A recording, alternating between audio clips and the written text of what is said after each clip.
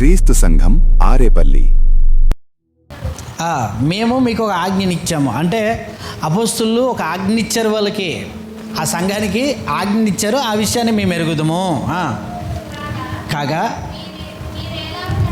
మీరు ఎలాగూ నడుచుకొని దేవుణ్ణి సంతోషపరచవలెనో.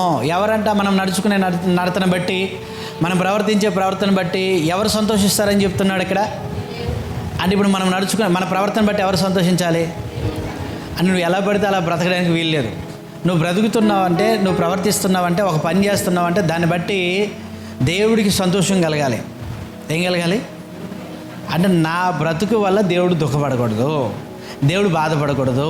నాకు ఈ బ్రతికిచ్చిన బ్రతుకు వల్ల ఆ దేవుడు సంతోషపడే విధంగా నేను బ్రతకాలి.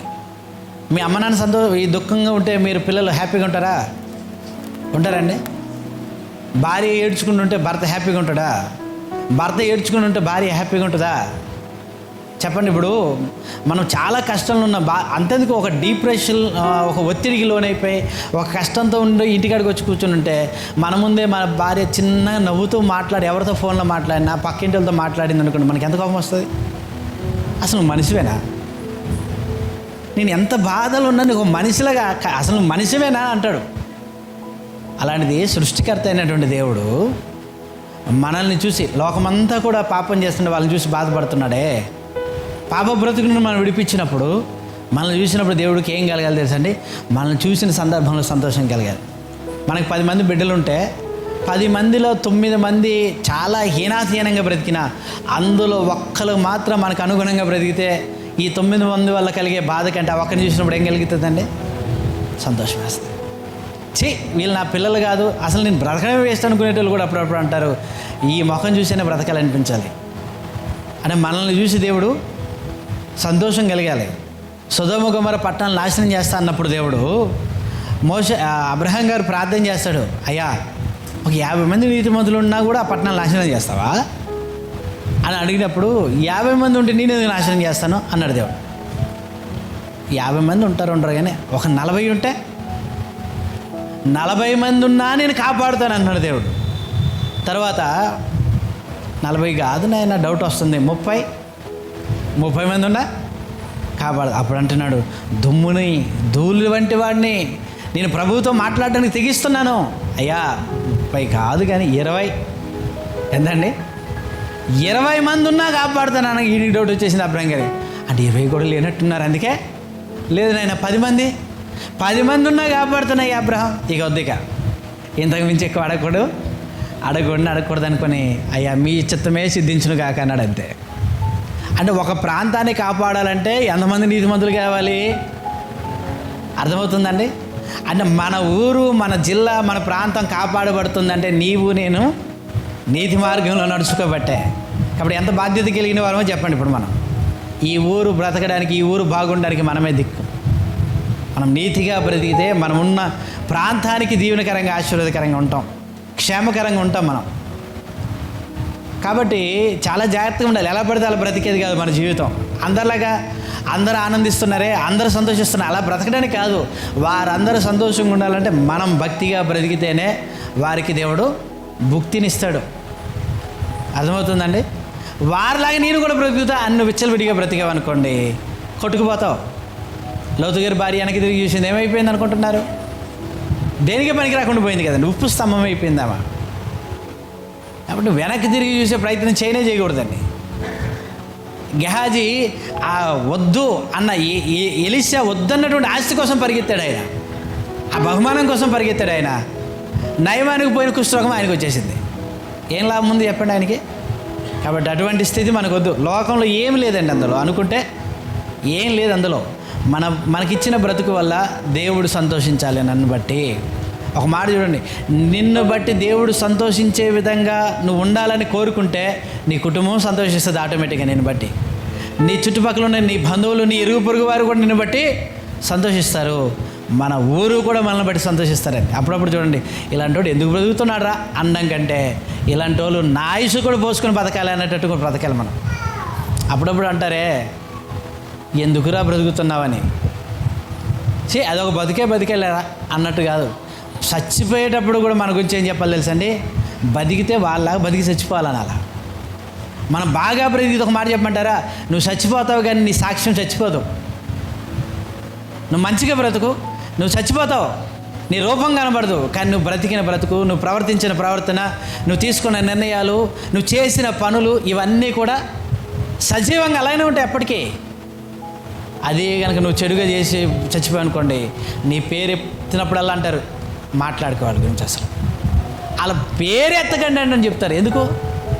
అది ఎవరికి మేలు చేసేటువంటి జీవితం కాదు. కాబట్టి మనకిచ్చిన ఆయుష్కాలం 70 ఏళ్ళు 80 ఏళ్ళు ఎంతకాలమో తెలియదు. ఆ కాలంలో ఎలా బ్రతకాలో దేవుని సన్నిధిలో జ్ఞాన హృదయం అడుగుతూ ప్రార్థన చేస్తూ ఉంటే దేవుడు ఇక్కడ చెబుతున్నమాట, దేవుణ్ణి సంతోషపడే విధంగానే మనం ప్రవర్తించాలి. మనం ఎలా బ్రతకాలన్న దాని గురించి ఒక 8 విషయాలు చెప్పారు కదండి మీకు, ఎలా ప్రవర్తించాలని. భద్రత 8 విషయాలు చెప్పాం. ఏమని తెలుసా? నూతన జీవం పొందిన వారు ఎలా అయితే ప్రవర్తిస్తారో అలా ప్రవర్తించాలి. తర్వాత విశ్వాసంతో ప్రవర్తించాలి. విశ్వాసంతో ఒక వ్యక్తి విశ్వాస ఎలా ఉంటాడో, దేవుని మీద విశ్వాసం కనబరిచే వ్యక్తి, దేవుడి మీద నమ్మకం ఉన్నటువంటి వ్యక్తి ఎలా నడుచుకుంటాడో అలా నడుచుకోవాలి అన్నదాని గురించి చూసాము. ఒక వ్యక్తి కొత్తగా జన్మించిన వాడు ఎలా నడుచుకుంటాడో అలా నడుచుకోవాలి. కొత్తగా జన్మించిన వాడు ఎలా నడుచుకుంటాడు? ఇప్పుడు మన బిడ్డలు పుట్టారే, మన బిడ్డలు ఎవరిని చూసి నేర్చుకుంటారండి? మనమే నేర్పుతాం వాళ్ళకి నడక, మనమే మాటలు నేర్పుతాం వాళ్ళకి, మనమే నేర్పుతాం ప్రవర్తన. పెద్దోళ్ళ ముందు వాళ్ళు గౌరవంగా లేకపోతే ఇలా ప్రవర్తించని చెప్తాం. మంచి బుద్ధులు నేర్పుతాం మన బిడ్డలకి. నేర్పుతామా నేర్పమా? నేర్పుతాం కదండి. అంటే ఒక వ్యక్తి బాప్తిజం పొందిన తర్వాత ఒక నేర్చుకునే స్థితిలోనే ఉంటూ ప్రవర్తించాలా. పరిశుద్ధులను చూడాలి, ఆత్మీయులు చూడాలి, దైవ గ్రంథంలో రాయబడినటువంటి భక్తుల జీవితాలు చూడాలి, నేర్చుకోవాలి. అలా నేర్చుకుంటూ మనం ప్రవర్తించాలి, విశ్వాసంతో ప్రవర్తించాలి, నడుచుకోవాలి. తర్వాత ఆత్మానుసారంగా నడుచుకోవాలి, శరీరానుసారుల వల్ల నడుచుకోకూడదు. తర్వాత దీర్ఘశాంతం ఉండాలి, సాత్వికం ఉండాలి, వినయం ఉండాలి. వీటన్నిటితో మన ప్రవర్తన ముడిపడి ఉండాలి. సంఘానికి వస్తూ నీలో దీర్ఘశాంతం లేకపోతే, వినయం లేకపోతే, సాత్వికం లేకపోతే ఆ ప్రవర్తన వల్ల ఎవ్వరికీ సంతోషం ఉండదు, దేవుడికి అస్సలుగే సంతోషం ఉండదు. తర్వాత ప్రేమ కలిగి నడుచుకోవాలి. ప్రేమ గురించి మన బాప్తీస తరగతులు చెప్పాం, క్షమించండి, బైబిల్ తరగతులు చెప్పాను బుధవారం నాడు. ప్రేమ అంటే అందరిలో ఉండేటువంటి ప్రేమ కాదు అది. ప్రేమలో ఎన్ని రకాల ప్రేమలు ఉన్నాయండి? 3 రకాల ప్రేమలు. ఎన్ని రకాలు? 3 రకాల ప్రేమలు. ఒకటి ఇచ్చిపుచ్చుకునే ప్రేమ. మీరు నాకు ఇది ఇచ్చారు కాబట్టి ప్రేమిస్తున్నాను. అంటే ఇచ్చిపుచ్చుకునే ప్రేమ ఉంటాయి కదా, డబ్బులు అవసరం ఉన్నాయి, నేను నీకు సహాయం చేశాను, మరలా మీరు నాకు సహాయం చేస్తారు, మన మధ్య ఆ ప్రేమ అనేటువంటి బాండింగ్ ఉంటుంది. నేను ఇవ్వడం మానేశాను, అప్పుడు ఏం చేస్తావు? మారిపోయాడు మనిషి. ఏమంటామండి? ప్రేమగా మాట్లాడి మనం ఏమంటాం ఇప్పుడు? మారిపోయాడండి అంటాం. ఆ ప్రేమ కాదు. 2వ రకం ప్రేమ ఎలాంటిది? 2వ రకం ప్రేమ యవనస్తుల మధ్య కలిగే ప్రేమ, లేకపోతే ఆకర్షణ, స్త్రీ పురుషుల మధ్య ఉండేటువంటి ప్రేమ, శరీర కోరికలను తీర్చుకునేటువంటి ప్రేమ. ఆ ప్రేమ కూడా వాస్తవమైన ప్రేమ కాదు. ఇచ్చిపుచ్చుకునే ప్రేమ వాస్తవమైన ప్రేమ కాదు. శరీర కోరికల వల్ల కలిగే ప్రేమ వాస్తవమైన ప్రేమ కాదు. 3వ ప్రేమ అగాపే ప్రేమ. అంటే దేవుని ప్రేమ. అది ఎవరి ప్రేమ అండి? అది దేవుని ప్రేమ. అంటే పాపులమైన మన కొరకు పరిశుద్ధుడైన తన కుమారుని బలిగా ఇచ్చేసాడు. అది అందులో ఉంది ప్రేమ. మంచుల కోసం మనం ఏ పనైనా చేస్తాం, చెడ్డోడి కోసం చేయడానికి అసలు మనకి అది మనసు సహించదు. కానీ క్రీస్తు ప్రభువారు చూపించిన ప్రేమ ఎటువంటిదంటే, ఇంకనూ మనం పాపులమై ఉండగానే క్రీస్తు మన కొరకు మృతి పొందెను. ఆ ప్రేమ అగాపే ప్రేమ. యేసు ప్రభువారి ప్రేమ, దేవుని ప్రేమ అగాపే ప్రేమ. అందుకే దేవుడు లోకాన్ని ఎంతో ప్రేమించెను, కాగా తన అద్వితీయ కుమారునిగా పుట్టిన వాని యందు విశ్వాసం ఉంచు ప్రతివాడు నశింపక నిత్య జీవం పొందినట్లు ఆయనను అనుగ్రహించెను. దేని కొరకు అనుగ్రహించాడు? ఆయన యందు విశ్వాసం ఉంచేటోడికి నిత్య జీవం కలగాలని. ఎలా నిత్య జీవం వస్తుంది? ఆయన సిలువలో బలైతేనే మనకి నిత్య జీవం వచ్చేది. కాబట్టి ఆయన చూపించిన ప్రేమ ఎటువంటిదంటే, తిమోతి పత్రిక 2వ పత్రిక 2వ అధ్యాయం 22వ వచనం అంటాడు, ఆ ప్రేమ అంట పవిత్రమైనది, పవిత్ర హృదయం నుండి రావాలి. ప్రేమ ఎక్కడి నుండి రావాలి చెప్తున్నాడు, పవిత్రమైన హృదయం నుండి. తర్వాత నిర్మలమైనటువంటి మంచి మనస్సాక్షి నుండి. తర్వాత 3వది నిష్కపటమైన విశ్వాసం నుండి. దయచేసి యవనస్తులు చాలామంది ఉన్నారు కదా, ప్రేమ దోమ ఇలాంటివి అనుకుంటున్నారు కదా. మిమ్మల్ని ఎవరైనా ప్రేమిస్తే, అబ్బాయి అమ్మాయిని ప్రేమించినా, అమ్మాయి అబ్బాయిని ప్రేమించినా కూడా ఈ 3 క్వాలిటీస్ ఉన్నాయేమో ఒకసారి చెక్ చేయండి. ఇప్పుడు ఎవరైనా మిమ్మల్ని లవ్ చేస్తారే, మీకు ఐ లవ్ యూ అని చెప్తారే, నువ్వు అంటే నాకు ప్రాణం, నువ్వే నా సర్వం, నువ్వే నా దునియా, నువ్వే నా హృదయం అని అంటారే, అక్కడ ఒక మాట, నిజంగా నిన్ను ప్రేమించే వ్యక్తికి పవిత్రమైన హృదయమే ఉందా? ఉందండి? పవిత్రమైన హృదయం ఉంటుందా? నీతిమంతుడు లేడు, ఒక్కడు కూడా లేడు. అందరూ కూడా ఏం చేశారంట, మీరు ప్రేమించేటప్పుడు బాగా సెలక్షన్ చేసుకోండి. ఎవరైనా మీరు ప్రేమిస్తే, ప్రేమించే వ్యక్తి, నిన్ను ప్రేమిస్తున్న వ్యక్తి నిజంగా పవిత్రమైన హృదయం ఉందా? పవిత్రమైన హృదయం ఎప్పుడు వస్తుందో తెలుసండి, యేసుక్రీస్తు ప్రభువారి రక్తంలో పాపాలు కడుక్కుంటేనే ఆ వ్యక్తి నిజంగా నేను పాపిని గ్రహించి తన పాపాలు కడుక్కుంటేనే అతనిలో పాపాలన్నీ పోయి ఆ హృదయం పవిత్రపరచబడుతుంది. తర్వాత అతనికి ఏముండాలి? మంచి మనస్సాక్షి ఉండాలి. అంటే అతడు ఏ తప్పు చేయకుండా నిత్యము బ్రతుకుతూ ఉండాలి. అటువంటి వాడే, అటువంటి అమ్మాయే అయ్యిందా? తర్వాత నిష్కపటమైన విశ్వాసం ఉండాలి వాళ్ళకి. ఎవరి మీద? దేవుడి మీద ఉండాలి. ఈ 3 గుణాలతో కలిసి వచ్చేటువంటి ప్రేమ సువాసన రావాలి. నిజంగా మీరు ప్రేమించే అమ్మాయికో లేకపోతే ప్రేమించే అబ్బాయికి ఈ లక్షణాలు ఉన్నాయో లేదో చూడండి. మిమ్మల్ని ప్రేమించే వాళ్ళకి ఈ లక్షణాలు ఉన్నాయో లేదో ఒకసారి పరీక్షించుకోండి. అలా అక్కడ ఫస్టే రిజెక్ట్ అయిపోతారు వాళ్ళు. ఎవరికి కూడా పవిత్రమైన హృదయం ఉండదు. ఎందుకంటే యవ్వన ప్రేమలో కలిగేటువంటి ప్రేమ ఎటువంటిది తెలుసండి, ఈ అందం నాకే సొంతం కావాలి, అంతే. ఫస్ట్ ఆప్షన్ అది, అంతే. నీ కంటికి నచ్చింది, అందం అనిపించింది, ఆ అందం ఏం కావాలి? నాకే సొంతం కావాలి. లేదు ఇంకొకడికి చెందుతుంది అంటే తట్టుకోలేడు. తట్టుకోకుండా ఏం చేస్తాడు? లేదా చావనైనా చేస్తాడు, చంపనైనా చంపుతాడు. ఆ ప్రేమ కానే కాదు అది, అది ప్రేమ కానే కాదు అది. తర్వాత ఇంకెలా నడుచుకోవాలంట? క్రీస్తుని పోలి జ్ఞానుల వలె నడుచుకోవాలి, క్రీస్తుని పోలి నడుచుకోవాలి. వెలుగు సంబంధులు ఎలా అయితే నడుచుకుంటారో అలా నడుచుకోవాలి. ఇలా 8 రకాలుగా మీరు నడుచుకుంటే మీ నడక, మీ ప్రవర్తన బట్టి దేవుడు ఏం చేస్తాడు? సంతోషపడతాడు. ఈ వారంలో ఎవరైనా నడుచుకున్నారు అలాగా?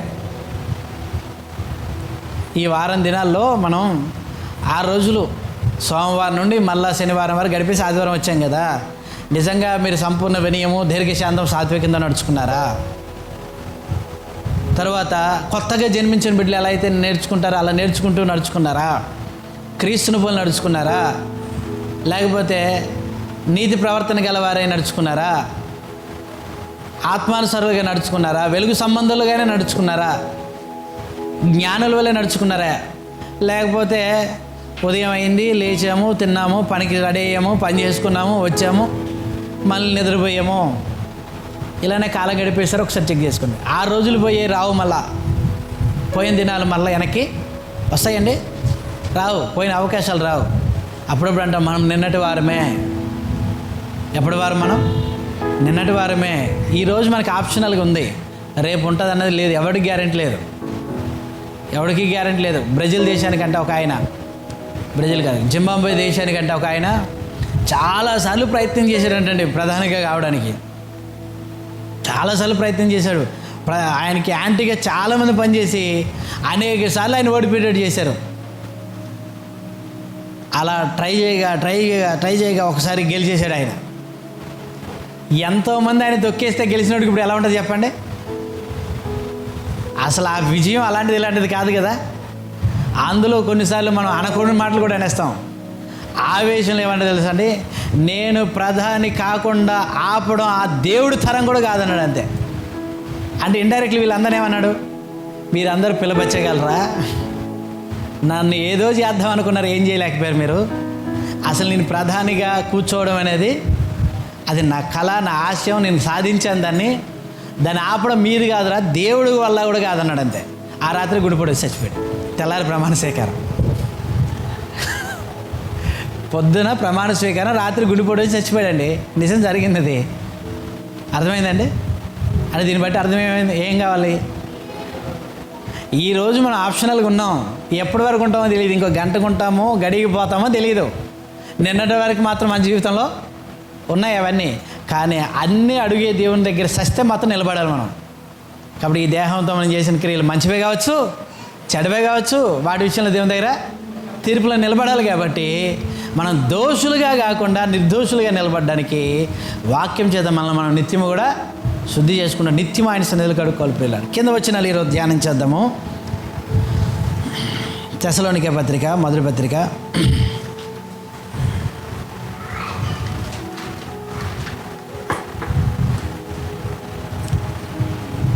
4వ అధ్యాయము 3 నుండి 8 వచనాలు చదువుదామండి. మీరు పరిశుద్ధులొకటియే, అనగా మీరు జారత్వానికి దూరంగా ఉండుటయే దేవుని చిత్తము. మీలో ప్రతివాడును దేవుని ఎరగని అన్ని జనుల వలె కామాభిలాషి ఎందుగాక పరిశుద్ధత యందును ఘనత యందును తన ఘటమును ఎట్లు కాపాడుకోవాలనో అది ఎరిగిండుటయే దేవుని చిత్తము. ఈ విషయం అందు ఎవ్వడును అతిక్రమించి తన సహోదరునికి మోసం చేయకుండా వలెను. ఎందుకనగా మేము పూర్వం మీతో చెప్పి సాక్ష్యం ఇచ్చిన ప్రకారము ప్రభువు వీటన్నిటి విషయమై ప్రతిదండన చేయవాడు.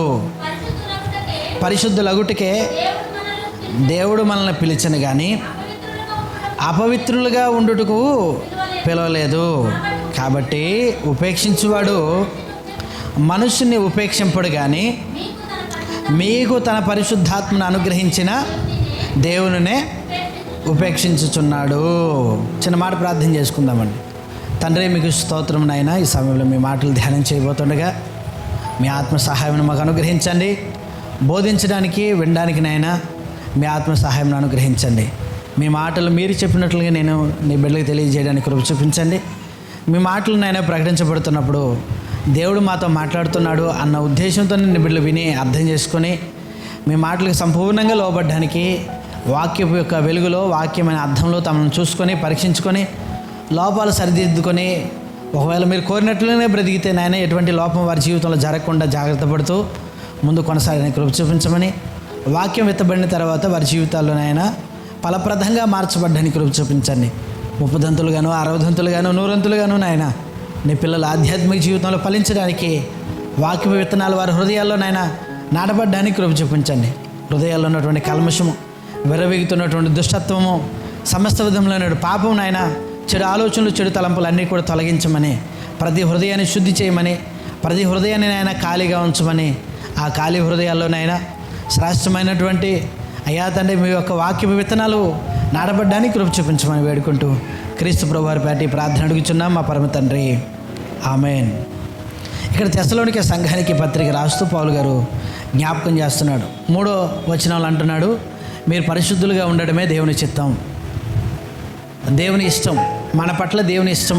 ఈరోజు ఆలోచించే విషయం ఏంటంటే మన పట్ల దేవుని చిత్తం అంటే దేవుని ఇష్టం, దేవుడి యొక్క ఇష్టం. మన పట్ల దేవుని ఇష్టం ఏమై ఉందో అన్న దాని గురించి ఆలోచిస్తున్నాం.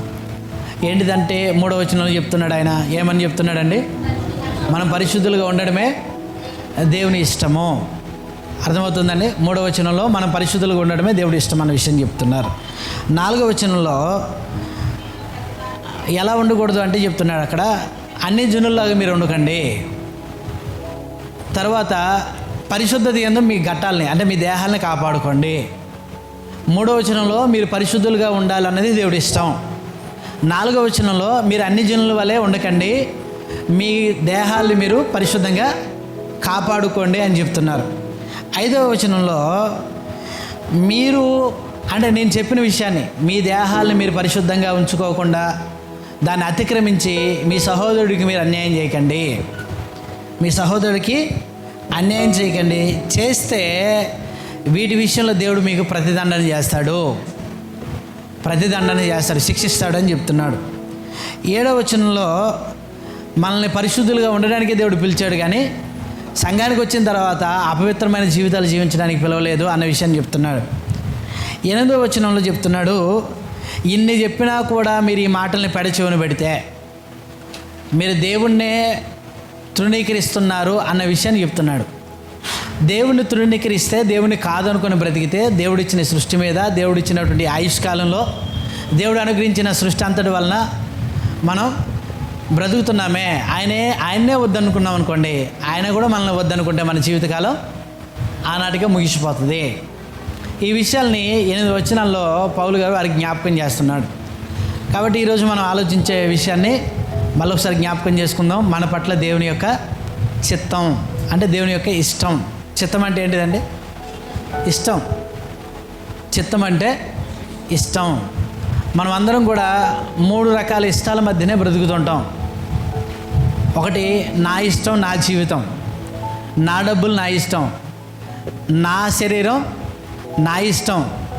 లేకపోతే ఇక రకరకాలుగా మాట్లాడుతుంటాం కదా, నా ఇష్టం. తర్వాత నీ ఇష్టం, మా ఆయన ఇష్టం, మా భార్య ఇష్టం, మా అమ్మ నాన్న ఇష్టం, మా ఫ్రెండ్స్ ఇష్టం, మా లవర్ ఇష్టం, ఇంకా మా బాస్ ఇష్టం. అర్థమవుతుందండి?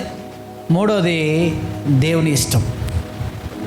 దాదాపు 100కి 95% కూడా నా ఇష్టం అన్నట్టుగా బ్రతుకుతారు, లేదా మీ ఇష్టం అన్నట్టుగా బ్రతుకుతారు. ఒక 5% దేవుని ఇష్టం అన్నట్టుగా బ్రతుకుతూ ఉంటారు.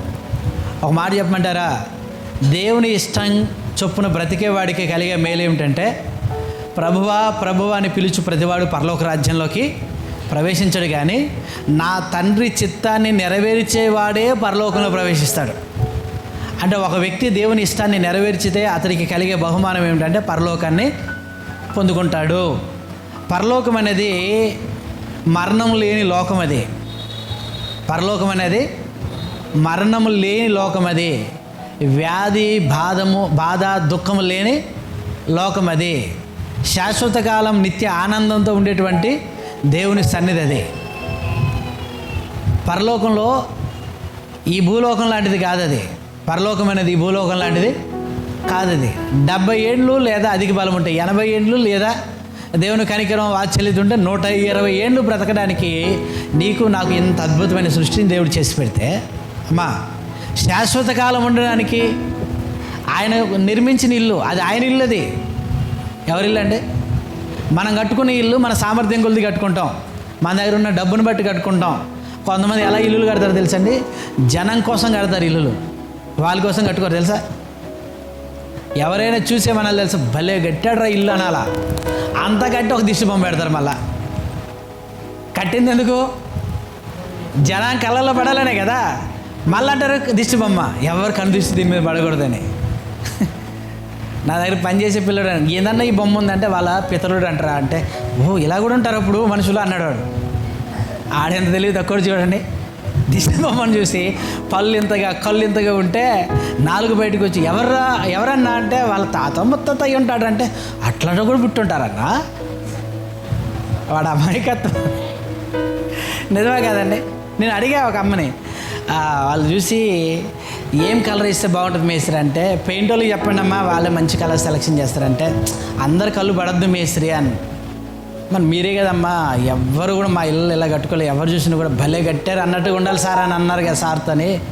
మరి అలా అంటున్నారు ఏంటిదంటే, అలా పడద్దు మేస్త్రి, కళ్ళు తీసి పెడితే మంచిది కాదు అన్నది. ఏంటి కన్ను తీసి పెడితే మంచిది కాదన్నప్పుడు అలాంటి కట్టుకోకుండా గుడిసెలు ఉంటే ఏమైపోద్దని. కట్టుకోకుండా గుడిసెలుంటే ఎవడ కన్ను తీసి పడదు కదా నీ మీద. మనిషి ఏం ఆలోచిస్తున్నాడు కూడా అర్థం కావట్లేదండి. అర్థమవుతుందండి? అంటే ప్రతి ఒక్కరు కూడా వారి సామర్థ్యం కొలది ఒక ఇల్లు కట్టుకుంటారే. మన రాష్ట్ర ముఖ్యమంత్రి గారు ఎటువంటి ఇల్లు కట్టుకుంటాడు? మనలాంటి ఇల్లు కట్టుకుంటాడా? ఆయన ఉండడానికి అద్భుతమైన ఇల్లు కట్టుకుంటాడు కదా. దేశ ప్రధాని గారు అంటే ప్రపంచంలో ధనవంతుడికి ఉండేటోడు ఎలాంటి ఇల్లు కట్టుకుంటారండి? అనిల్ అంబానీ అనేటి ఆయన ఏం చేశారంటే, వాళ్ళ భార్యకి పుట్టినరోజు గిఫ్ట్గా 40 అంతస్తుల బిల్డింగ్ కట్టించాడు ఆయన. ఎంత కట్టించాడమ్మా? 4 ఇల్లు కట్టుకోవడానికే మనకి అసలు సుక్కలు కనబడుతున్నాయి. గిఫ్ట్ కాదు, మనం ఉండడానికి. ఆయన భార్యకి గిఫ్ట్కి ఇచ్చాడు, బర్త్డే గిఫ్ట్ 40 అంతస్తుల బిల్డింగ్, అందులోనే స్విమ్మింగ్ పూల్, అందులోనే బారు, అందులోనే హెలికాప్టర్ ఆగడానికి ల్యాండింగ్ ప్లేసు. ఇప్పుడు 40 అంతస్తులు పనిచేయడానికి ఎంతమంది పని వాళ్ళు? ఆయన వాళ్ళ కొడుకు పెళ్లి జరిగితే అంటే దాదాపు ఏం లేదన్న 45 రోజులు, పెళ్ళికి ముందు 45 రోజులు కొన్ని వందల మందికి రోజు భోజనాలు అంట వాళ్ళ ఇంటి ముందు. రకరకాల భోజనాలు, రకరకాల వంటలతో భోజనాలు చేశాడు ఆయన. ఆఫ్టర్ ఆల్ ఒక మనిషి, ఆఫ్టర్ ఆల్ ఒక భూమి మీద దేవుడు ఆయుషిస్తే బ్రతికే ఒక మనిషి తన సామర్థ్యం కొలిది, తన సంపద కొలిది అలాంటి భోజనాలు పెట్టి అటువంటి సౌకర్యం కలిగిన ఇల్లు కట్టుకుంటే సర్వ సృష్టికర్త అయినటువంటి దేవుడు ఎంత గొప్ప ఇల్లు కట్టుంటాడు చెప్పండి. ఆయన పిల్లలకి నిత్య విందు. ఎలాంటి విందండి? నిత్య విందు. అది సమృద్ధి అనే జీవితం. అది ఎవరికి వస్తుంది అంటే దేవుని ఇష్టాన్ని ఎవరైతే నెరవేరుస్తారో వారికే ఆ పరలోక రాజ్యం. ఎవడికి పడితే వాడికి ఇచ్చేది కాదు, చర్చికి వచ్చిన అందరికీ ఇచ్చేది కాదు. అది దేవుని ఇష్టాన్ని ఎవరైతే నెరవేరుస్తారో వారికే ఆ పరలోక రాజ్యాన్ని ఇస్తాడు. ఇప్పుడు చెప్పండి, ఎవరి ఇష్టానికి నచ్చినట్లుగా బ్రతుకుతామని? ఎవరికి నచ్చినట్లుగా బ్రతుకుతారు చెప్పండి. ఇప్పుడు ఎందుకండి పరలోకం ఎందుకు కావాలి మీరు? మీకు అది భూలోకం లాంటిది కానీ ఇది 70 ఏండ్లు లేదు, అంతం లేని సంవత్సరాలు. అది అంతం లేని సంవత్సరాలు. అంత అద్భుతమైన లోకం పరలోకం అండి. దాన్ని ఇవ్వడానికి నీకు నాకు అర్హత లేదు, మనం పొందుకోవడానికి అర్హత లేదు. మనకి అర్హత కలిగించిన వాడు ప్రభు అయిన యేసుక్రీస్తు వారు. ఎందుకంటే పాపం చేసిన వాడు పరలోకానికి రాడు. పాపులకి పరలోకంలో స్థలమే లేదు, పరిశుద్ధులకే పరలోకంలో చోటు. మరి పరిశుద్ధుడు కావాలంటే ఒక్కడు లేడు భూమి మీద దిగితే. అప్పుడు ప్రభు వచ్చి నేను చేసిన పాపాల కొరకు శిలువలో తన ప్రాణాన్ని బలిగి ఇచ్చాడు. అంటే ఒకరోజు చచ్చిపోవడం అని కాదు, 33.5 సంవత్సరాలు ఏ తప్పు చేయకుండా బ్రతికాడంటే నిన్ను నన్ను దృష్టిలో పెట్టుకుని ఎంత ప్రేమ చెప్పండి. ఇప్పుడు ఒక భార్య భర్త కోసం అలా కొన్ని సంవత్సరాలు అణిగిపోతుందంటే ఒకనాడు కాకపోతే ఒకనాడు భర్త గుర్తించాలా గుర్తించకూడదా? అయ్యో నా భార్యకి ఒక్కనాడు నా వల్ల ఆనందం లేదే, నా భర్తకు ఒక్కనాడు నా వల్ల ఆనందం లేదే, నా కోసమే జీవితాన్ని త్యాగం చేస్తున్నాను, నా కోసమే కుటుంబం కోసం బాధ్యతగా ఉంటుంది నా భార్యని ఆలోచిస్తే ఆ జీవితం ఆనందంగా ఉంటుంది కదండి. ఒక 10 రోజులు మనం ఫ్యామిలీ కొరకు కొన్నిటిని ఓర్చుకుని నేను ఓర్చుకున్నాను 10 రోజులని చాలా పెద్ద డైలాగ్ కొడతామే. 33.5 సంవత్సరాలు యేసుక్రీస్తు ప్రభువారు నీకోసం నా కోసం పరిశుద్ధంగా బ్రతికాడు. ఆయన ఆలోచనలో కూడా పాపం చేయని పరిశుద్ధుడైన అంత గొప్పగా బ్రతికింది ఎవరి కోసం? తన కోసం కాదు. ఎవరి కోసం అంటే మన కోసం, నా కోసం, నీ కోసం. అలా బ్రతికి సిలువ మీద దేవుడి ఇష్టాన్ని నెరవేర్చడానికి వెళ్ళిపోయాడు. మీరు ఏ తప్పు చేయలేదు. మిమ్మల్ని ఒక మాట ఎవరైనా అన్నారనుకోండి రోడ్డు మీద వెళ్తున్నప్పుడు, అమ్మా ఊకుంటారండి? వాళ్ళు తప్పు చేసి అంటే ఊకోవట్లేదు. ఈ రోజుల్లో చేసేవన్నీ చేసేస్తున్నారు. అంటే అసలు దబాయిస్తున్నారు. మళ్ళీ గట్టిగా ప్రూఫ్స్ ఉన్నాయా? ఏం కావాలంటే వీళ్ళు చెప్పడానికి ప్రూఫ్స్ ఉన్నాయా?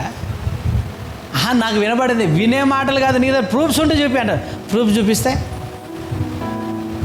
తప్పు చేయనోడు ఎవడున్నాడు? మళ్ళీ డైలాగ్ ఇది. ఎటు చేసి తప్పించుకుందాం అన్న ప్రయత్నం తప్ప. అవునంటారా కాదంటారండి? కానీ యేసు ప్రభు వారు నీకోసం నా కోసం అనరాని మాటలు అంటే పడ్డాడు. ఆయన హేళన చేసి కొట్టారు, సహించాడు.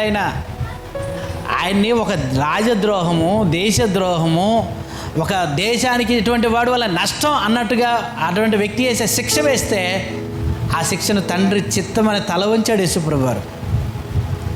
శరీరం చేల్చబడింది, తల మీద ముళ్ళుని కిరీటంగా అల్లి పెట్టారు, కాళ్ళకి చేతులకి గాయపరిచారు, మేకులతో కొట్టేశారు, బరువైన సిలువను మోయించారు, అవమానకరమైన మాటలు అన్నారు. వాటన్నింటినీ భరించాడండి. ఏ తప్పు చేయలేదు. ఆయన తట్టుకోవడం చాలా కష్టమండి.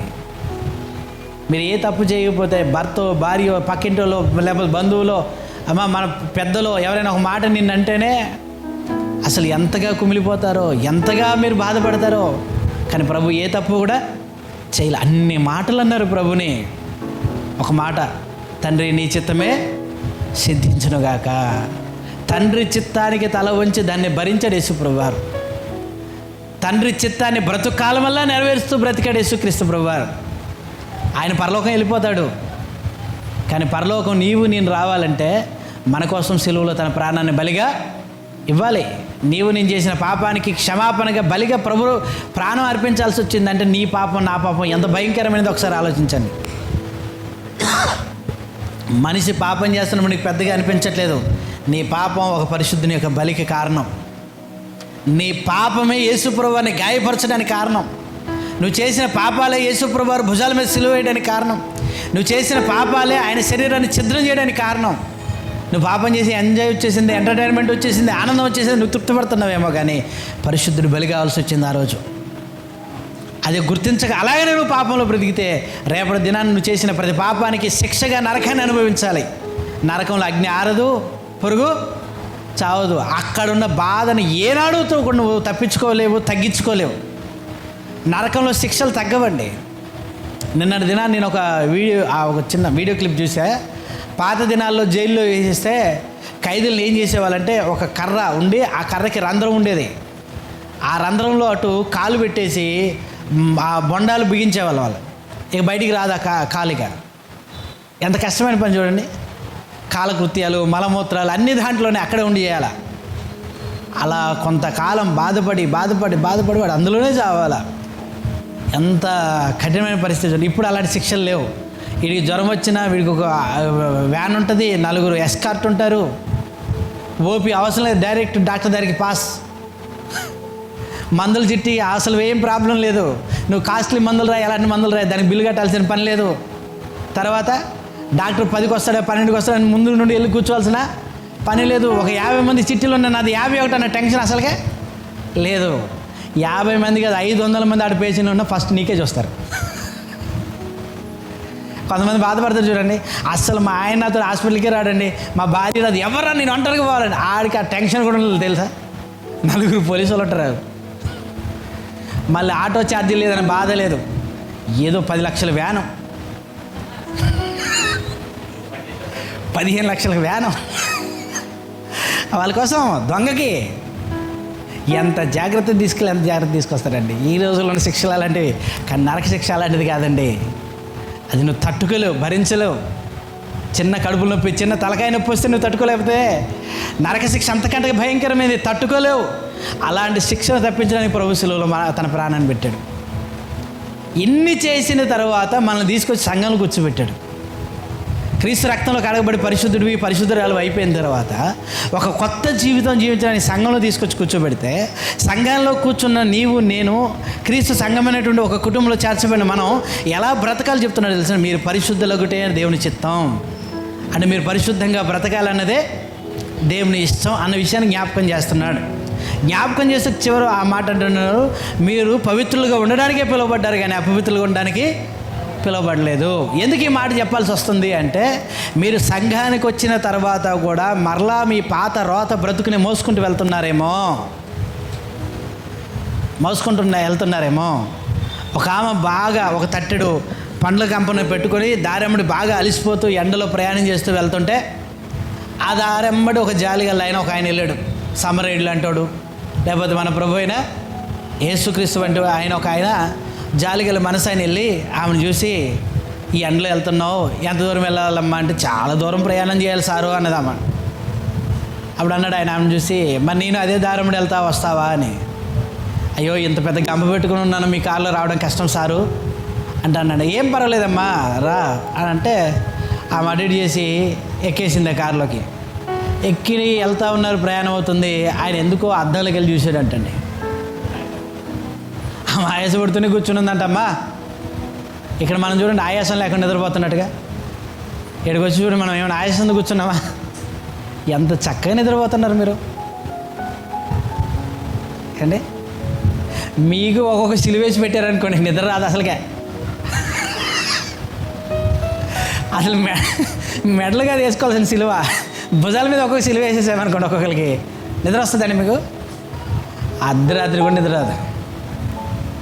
ఒళ్ళంతా చీల్చేసి భుజం మీద ఒక 150 కిలోలు ఉన్న సిలువ వేశారనుకోండి, ఏం వస్తుంది చెప్పండి. కూలబడితే ఒక దెబ్బ, నడవకపోతే ఒక దెబ్బ, నిల్చొని చూస్తామన్నా ఒక దెబ్బ.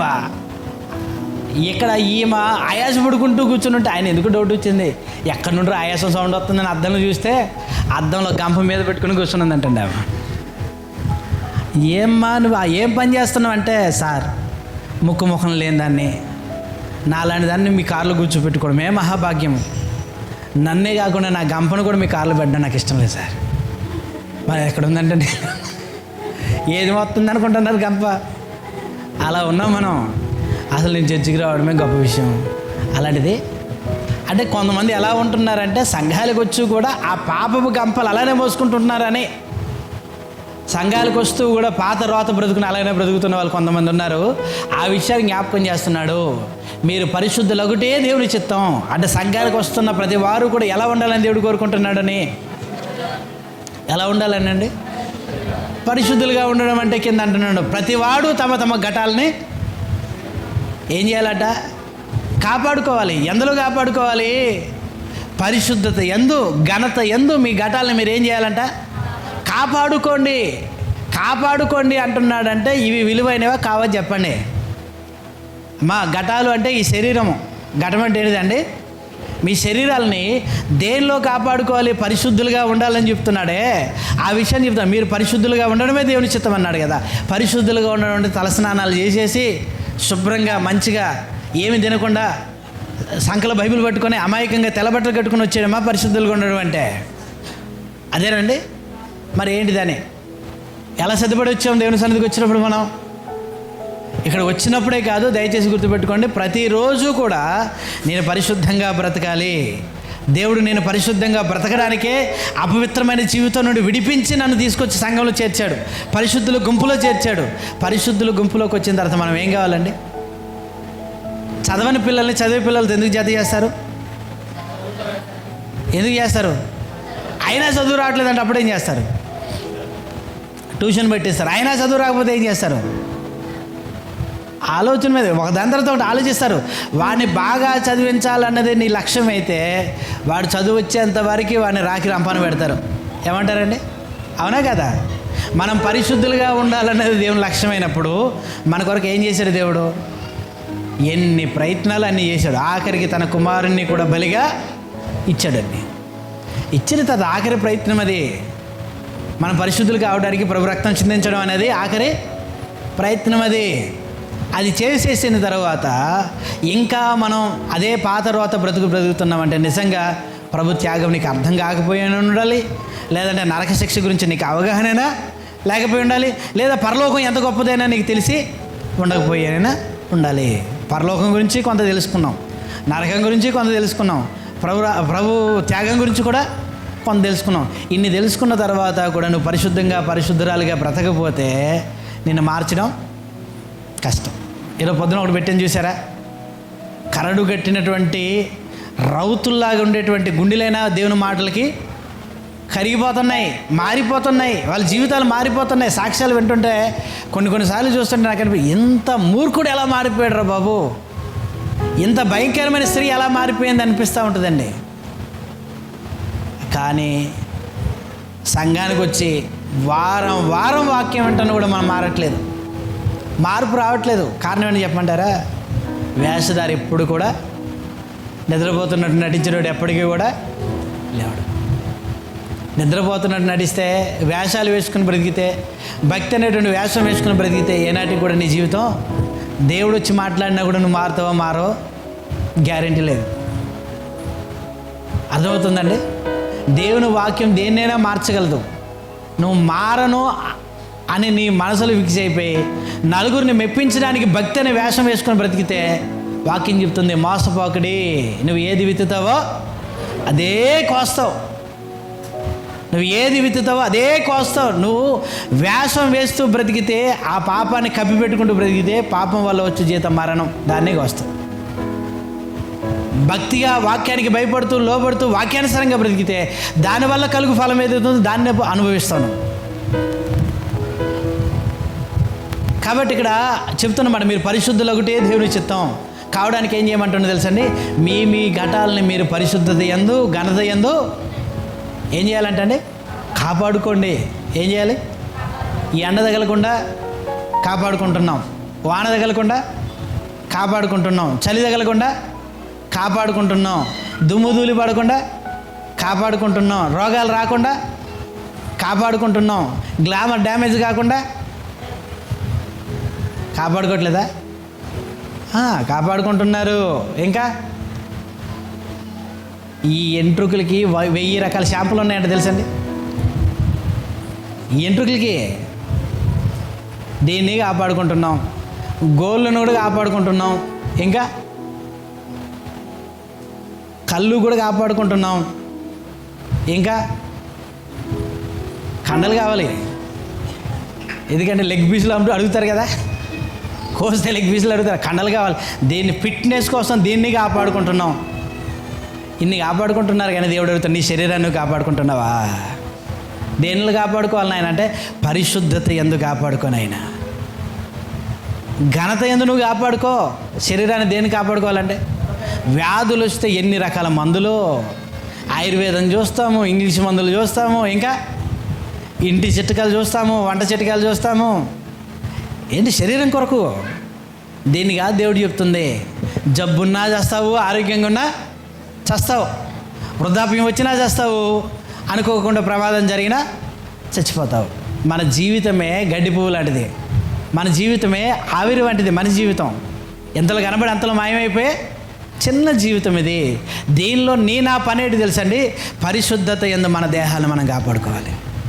అద్దం ముందుకెళ్ళి అరగంట సేపు మేకప్ చేసుకోవడం కాదు, మనం బాగున్నామని మన దేహాన్ని చూసి మురిసిపోవడం కాదు. నీ దేహాన్ని చూసి నువ్వు ఎప్పుడు సంతోషపడాలి తెలుసా? పరిశుద్ధత యందు నీ దేహాన్ని నువ్వు కాపాడుకుంటుంటే సంతోషపడాలా. ఘనత యందు నీ దేహాన్ని నువ్వు కాపాడుకుంటుంటే సంతోషపడాలా. అక్కడ చెబుతున్నాడు అన్నట్టు. ఏం చెప్తున్నాడు కింద చూడండి, మీరు దేవుని ఎరగని అన్ని జనుల వలె కామాభిలాషి ఎందుగాక. ఎలా అంటండి?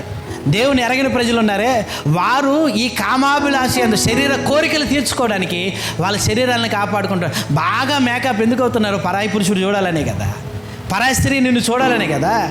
నువ్వు బాగా అలంకరించుకుంటున్నావు అంటే ప్రతి ఒక్కరు గుర్తుపెట్టుకోవాలి, మనం అలంకరించుకుంటున్నాం. ఒక పురుషుడు బాగా అలంకరించుకుంటున్నాడు అంటే తన భార్య ఇష్టపడాలన్నట్టుగా అలంకరించుకోవాలి. ఒక భార్య బాగా అలంకరించుకుంటుందంటే తన భర్త ఇష్టపడేటట్లుగా అలంకరించుకోవాలి. అంతకు మించి వేరే వాళ్ళు మనల్ని చూసి భలేగున్నావు అనేటట్లుగా మీరు ఎప్పుడైనా అలంకరించుకుంటున్నారంటే మీ దేహాలని మీరు పరిశుద్ధత యందు కాపాడుకోవట్లేదని అర్థం. మీ లోపల దేవుని ఎరగని అన్ని జనులకు ఎలా అయితే ఈ శరీర కోరికలు ఉంటున్నాయి, అటువంటి కోరికలు మీలో కూడా రేగుతున్నాయని అర్థం. అలా ఉంటే ఏం జరుగుతుంది తెలుసా అండి? అపవిత్రులు అయిపోతాము. ఏమైపోతాము? అపవిత్రులు అయిపో. దానికి కాదు దేవుడు మనల్ని పిలిచింది. అలా అని చెప్పి మిమ్మల్ని మంచిగా రెడీ కావద్దని నేను అనట్లేదు. రెడీ కండి, ఎవరు నచ్చేటట్లు రెడీ కండి.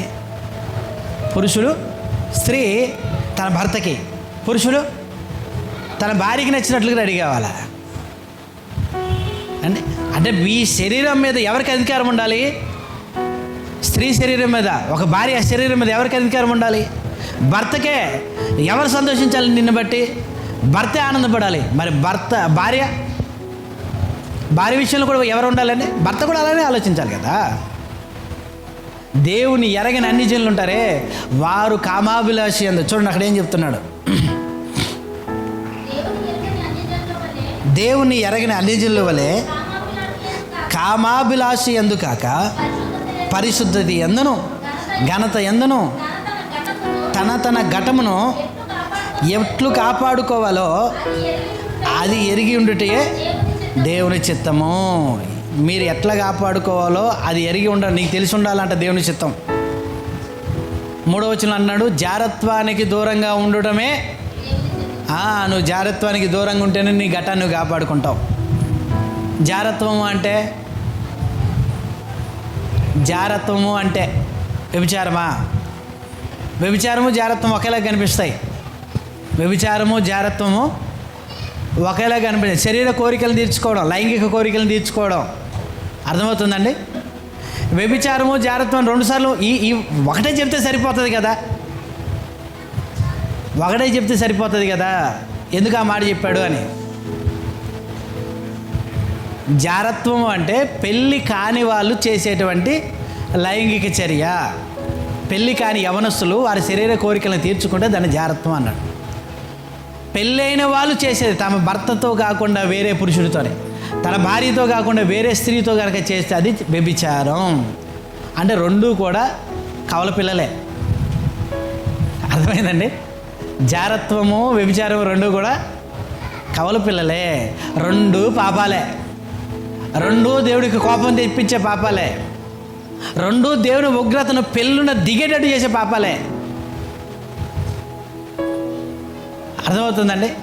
సొదొమ గొమొర్రా పట్టణాలు ఎందుకు నాశనం చేసేయాలనుకున్నాడు దేవుడు? మామూలు పట్టణాలు కాదు అవి, అప్పుడే డెవలప్డ్ సిటీస్ అవి, అప్పుడే అవి ఎదిగిన సిటీలు. ధనం ఉంది, జ్ఞానం ఉంది, పెద్ద పెద్ద మేడ మిద్దెలు ఉన్నాయి, వ్యాపారంలో అభివృద్ధి చెందింది, అన్నీ ఉన్నాయి. అంతకు మించి భయంకరమైన పాపం వాళ్ళది. పురుషులని స్త్రీలనేటువంటి ఆలోచన లేనే లేదు వాళ్ళకి. వారి కోరిక తీరడానికి స్త్రీయే కాదు అక్కడ కావాల్సింది, పురుషులున్నా కూడా పాడు చేసేస్తారు. అంత భయంకరమైనటువంటి స్థితి.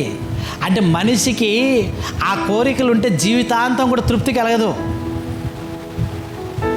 జీవితాంతం కూడా తృప్తి ఉండదు. డబ్బు మీద వ్యామోహం ఉన్నాడు, ఏదో ఒక డబ్బు సంపాదిస్తాడు. చిన్న వ్యామోహం తగ్గిపోతుంది డబ్బు మీద. చూడండి, నేను సంపాదించాలి, నేను బాగా తెచ్చుకోవాలి పేరు అనుకున్నాడు, సంపాదిస్తాడు. తర్వాత తెలిసిపోతుంది ఏం లేదురా భయ్ ఈ జీవితంలో సంపాదనలు అనుకుంటాడు. కానీ ఆడోళ్ళు పిచ్చుంటే, పురుషులు పిచ్చుంటే, కామపు పిచ్చుంటే చచ్చిపోయేంతవరకు ఆ కామం రగులుతుంటుంది దేహంలో. ఆ పిచ్చి చావాలి మనిషికి. అది చెప్తున్నాడు అన్నట్టు, మీ ఘటాలను మీరే కాపాడుకోండి, మీ దేహాలను మీరే కాపాడుకోండి. ఆ పాపపు కోరికలు మీ లోపల రగిలిపోతూ ఉంటే, మీ దేహాలు అపవిత్రమైపోతే దేవుని ఉగ్రత ఖచ్చితంగా మీ మీదకి వస్తుంది అంటున్నాడు అక్కడ. దేవుని ఉగ్రత వస్తే నిన్ను నన్ను ఎవడు కాపాడుతాడు చెప్పండి? మనం తప్పు చేస్తే, లేకపోతే మనం పాపం చేస్తే క్షమించమని అడిగితే క్షమించడానికి దేవుడు ఉన్నాడు. అలాంటి క్షమించే దేవుడికే నువ్వు వ్యతిరేకంగా బ్రతికితే నిన్ను ఎవడు క్షమిస్తాడు, నన్ను ఎవడు క్షమిస్తాడు అని ఎవరైనా తప్పిస్తారా? శత్రువు చేతిలోకి తప్పించడానికి దేవుడు ఉన్నాడు, మరి దేవుడి చేతిలోకి తప్పించడానికి దేవుని ఉగ్రతను ఎవడు కూడా తప్పించుకోలేడండి. కాబట్టి దేవుని ఉగ్రత మన మీద రాకుండా ఉండాలి అంటే మన దేహాలని పరిశుద్ధత యందు మనం కాపాడుకోవాలి. పరిశుద్ధత యందు కాపాడుకోవాలంటే ఏం చేయాలి అని, ఏం చేయాలి బ్రదర్? పరిశుద్ధత యందు నీ దేహాన్ని నువ్వు కాపాడుకోవాలి. ప్రతి మనిషిలో కోరికలు పెట్టింది దేవుడే కదా. సహజమైన కోరికల్లో ఇది ఉందా లేదండి? కామం అనేది ఉందా లేదా? ఆ కోరిక పెట్టింది ఎవరు? దేవుడే కదా. మరి దేవుడు పెట్టినప్పుడు ఈ కోరికల విషయంలో మన దేహాన్ని మనం ఎలా కాపాడుకోవాలని చెప్తున్నాడు. అది కూడా ఆయన చెప్పే ఉంటాడు కదా. అంటే మన దేహాలను మనమే కాపాడుకోవాలి. చాలామందికి ఉన్న దరిద్రం ఏంటంటే వీళ్ళు చూసుకోరు, కానీ పక్కోడు ఎన్ని మచ్చలు ఉన్నాయో చెప్తూ ఉంటారు. మనది మనం చూసుకోము, కానీ పక్కోళ్ళ దగ్గర లోపాలు చూస్తూ ఉంటాం. ఫస్ట్ మనల్ని మనం సరి చేసుకుంటూ పక్కోడిని కూడా మంచి మనసుతోనే సరి చేసే ప్రయత్నం చేయాలి. దోషిగా చూపించడానికి సరి చేసే ప్రయత్నం ఎవరు కూడా చేయకూడదు. మన సహోదరుడు ఎవరైనా అపరాధంలో పడి ఉంటే వాళ్ళని ప్రేమతోనే ఆ మార్గం నుండి తప్పించడానికి ప్రయత్నం చేయాలి తప్ప వాడు చెడ్డోడు మనం మంచోళ్ళం అన్నట్టు ప్రయత్నం చేయకూడదు. చాలాసార్లు గొడవలు జరుగుతున్నప్పుడు చూడండి, భార్యాభర్తల మధ్యన కానీ, ఎవరి దగ్గర లేకపోతే అన్నదమ్ముల మధ్యలో కానీ, ఇంకోళ్ళ దగ్గర కానీ గొడవలు జరుగుతుంటే మనం ఎదుటి వ్యక్తిని ఎప్పుడూ తప్పుగా చూపించడానికే ప్రయత్నం చేస్తాం. అది తప్ప కదా. అప్పుడు అంటాం ముఖం ముందుకు వచ్చినప్పుడు చూద్దాం బ్రదర్ అని అంటాం. ఎందుకు అంటాం చెప్పండి? ముఖం ముందుకు వస్తే నిజాలు తెలుస్తాయి. అలా మన సహోదరులు ఎవరైనా తప్పులు పడిపోతే వాళ్ళు అలా ఉన్నారు అని చెప్పి వాళ్ళని నిందించడం కంటే వాళ్ళు మంచి మార్గంలో రావడానికి మంచి మనసుతో మనం ప్రయత్నం చేద్దాం. రాకపోతే వాళ్ళ కర్మది, రాకపోతే వాళ్ళ పరిస్థితి, వాళ్ళే ఉత్తరవాదులు. మనం ఏం చేస్తామో అర్థమైందండి. ఇప్పుడు పరిశుద్ధత ఏంటంటే మన దేహాలు మనం కాపాడుకోవడానికి మనం ఏం చేయాలి అని. సంఘానికి వచ్చిన తర్వాత కూడా పాపం చేసే అవకాశాలు ఉంటాయా? బాప్తిజం పొందిన తర్వాత కూడా పాపం చేసే అవకాశాలు ఉంటాయా? ఉండయా? ఉంటాయి. ఎందుకు ఉంటాయి చెప్పండి? మనం పాపమున్న లోకంలోనే ఉన్నాం. మన చుట్టూ కూడా పాపం ఎలా ఉందండి? దుమ్ములాగా ఉంది. ఇప్పుడు ఎంత శుభ్రంగా నువ్వు ఏం చేయకుండా, నువ్వు బయటికి వెళ్ళకుండా మంచిగా ఇస్త్రీ బట్టలు కొట్టేసి ఏసీ రూమ్లో ఉన్నావు. నువ్వు 2 రోజుల తర్వాత నీ బట్టలు ఉతకూడదా? అయ్యో బయటికి వెళ్ళలేదు, ఏసీ రూమ్లో ఉన్నావు. ఎక్కడ మార్చిపోయినాయి అని ఎక్కడ మార్చిపోయినాయి, ఎందుకు ఖరాబ్ అయిపోయినాయి, ఉతకాలనుకుంటున్నారు చెప్పండి. ఆన్సర్ రావట్లే. అదే అది బయట నుండి దుమ్ము రావడం కాదు, లోపల నుండి కూడా వస్తుంది చెమట. మన చెమట కూడా ఏమైనా ఇంపైన వాసన రాదు, దాన్ని కప్పుకోవడానికి కదా సెంట్లు కొట్టేది మనం కదండి. అంటే మన శరీరంలో నుండి వచ్చేది కూడా మన దేహాన్ని, మన బట్టని దుర్వాసన వచ్చేటట్లు చేస్తుంది కదా. అంటే మన లోపల నుండి కూడా చెడు ఆలోచనలు వచ్చే అవకాశాలు ఉంటాయి. మన లోపల నుండి రావట్లేదంటే బయట నుండే మన మీద పడడానికి అవకాశాలు ఉంటాయి. కాబట్టి రోజు కూడా ఇటువంటి పాపం ఉన్న లోకంలో బ్రతుకుతున్నప్పుడు మన దేహాల్ని, మన ఘటాల్ని మనం కాపాడుకోవడం అనేది కత్తి మీద సాముతో సమానమే. కాబట్టి చాలా జాగ్రత్తగా బ్రతికితేనే పరలోకమైన ఉన్నతమైన లోకం మనకు వస్తుంది. ఆ విషయాన్ని ఇక్కడ పౌలు గారు సంఘానికి చెప్తున్నాడు. మరి మనం పరిశుద్ధులుగా ఉండాలంటే ఏం చేయాలి అని. మనము కూడా ఏదో ఒక సాధన చేయాలా, చేయకూడదా? చేయకూడదండి. పొద్దున మా కొడుకు చెప్పాడు, బాగా పని చేస్తే ఒళ్ళు అలిసిపోయినట్లుగా, ఒళ్ళు నొప్పులుగా ఎందుకు ఉంటాయి అని అడిగాడు. నువ్వు ఏం చెప్తా, అరే పని చేస్తే నొప్పులు రాకపోతే ఏమైనా సుఖం వస్తుంది అంటే, కరెక్టే డాడీ, ఎందుకు అలా జరుగుతుంది, దానికి ఒకటి ఉండాలి కదా అని. అప్పుడు చెప్పాడు, బాడీలో బాగా మనం పని చేస్తే ఆక్సిజన్ తక్కువ ఉంటుంది, లాక్టిక్ యాసిడ్, అది రిలీజ్ అయితే బాడీ పెయిన్స్ వస్తాయి డాడీ. అప్పుడు వాళ్ళు ఏమనుకుంటారు, తాగితే ఒళ్ళు నొప్పులు తగ్గుతాయి అనుకుంటే ఆ ఫీలింగ్లో ఉంటారు అంతే. తాగితే ఒళ్ళు నొప్పులు తగ్గవు, ఆక్సిజన్ అందితే ఒళ్ళు నొప్పులు తగ్గుతాయి. ఆక్సిజన్ మందులో లేదు. వీళ్ళేమనుకుంటారు, మందు తాగితే తగ్గుతాయి. ఇది ఒక రకమైన మనసు ఆ ఫీలింగ్కి అలవాటు అయిపోయి ఒక బుక్క తాగిన తర్వాత వీళ్ళే ఫీల్ అవుతారు, తగ్గిపోతుంది, ఒళ్ళు నొప్పులు తగ్గిపోతున్నాయి, వీళ్ళు ఫీల్ అవుతారు, తగ్గి. మరి ఆక్సిజన్ అందాలంటే ఏం చేయాలి? ప్రశాంతంగా కూర్చుంటే ఆక్సిజన్ అందుతుంది. ఎంత చూడండి, వాడికి తెలిసినంత కూడా కష్టపడి పని చేసాడు తెలుస్తలేదు, చెప్పేవాళ్ళు లేక. మనిషి తన మెంటల్గా అలా ప్రిపేర్ అయిపోయాడు అంతే. అంతకుముందు 4 గంటలు లేచి 10 గంటల వరకు పనిచేసి వచ్చే బ్రదరు రాగానే ఏం చేసేవాడు, ఒళ్ళు అన్నీ నొప్పులు ఉన్నాయి తాగాలనుకునేటాడు. ఇప్పుడు పొద్దున్న 9 గంటలకు వచ్చి సాయంత్రం 8 గంటల వరకు చేపను రాకినట్టు రాకుతున్నాం మేము. తాగట్లేదే. ఏం జరిగింది ఇప్పుడు చెప్పండి? బాడీకి విశ్రాంతి దొరుకుతుంది, శరీరానికి ఏం కావాలండి? మనసుకి కూడా ప్రశాంతత. ఎప్పుడు ఈ రెండు ఉంటాయో ఆక్సిజన్ కూడా మంచిగా శరీరానికి అందుతుంది. అప్పుడు ఒళ్ళు నొప్పులు ఏవి కూడా ఉంటాయి, చిన్నగా అయితే. శరీరం అలిసినప్పుడు ఉండకుండా ఉంటాయా? కానీ అవి పెద్దగా అనిపించవు. అర్థమవుతుందండి? అంటే మన దేహాన్ని కూడా ఇప్పుడు మనం పరిశుద్ధత ఎందుకు కాపాడుకోవాలంటే ఏం చేయాలని కొన్ని మాటలు చెప్పి నేను ముగించేస్తాను. చూద్దాము.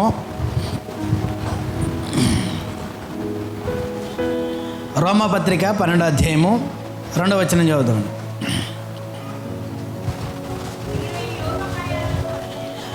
రోమాపత్రిక 12వ అధ్యాయం 2వ వచనం. మీరు ఈ లోక మర్యాదను అనుసరించక ఉత్తమమును అనుకూలమును సంపూర్ణము, ఉత్తమమైనది, అనుకూలమైనది, సంపూర్ణమైనది. చూడండి, ఉత్తమమైనది, సంపూర్ణమైనది, అనుకూలమైనది. మీకు చెప్పే విషయం ఏంటంటే ఉత్తమమైనది, తర్వాత అనుకూలమైనది, తర్వాత సంపూర్ణమైనటువంటి ఒక విషయాన్ని, దేవుని చిత్తాన్ని మీకు చెప్తున్నాను. ఏంటిదంటే దేవుని చిత్తాన్ని పరీక్షించి తెలుసుకున్నట్లుగా, అంటే దేవుని చిత్తం ఎటువంటిదంటే ఉత్తమమైనది, అనుకూలమైనది, సంపూర్ణమైనటువంటిది దేవుని చిత్తం. అది మీకు తెలియాలి అంటే ఏం చేయాలి అంటే మీ మనసు మారి నూతనం అవ్వాలి, రూపాంతరం పొందాలి.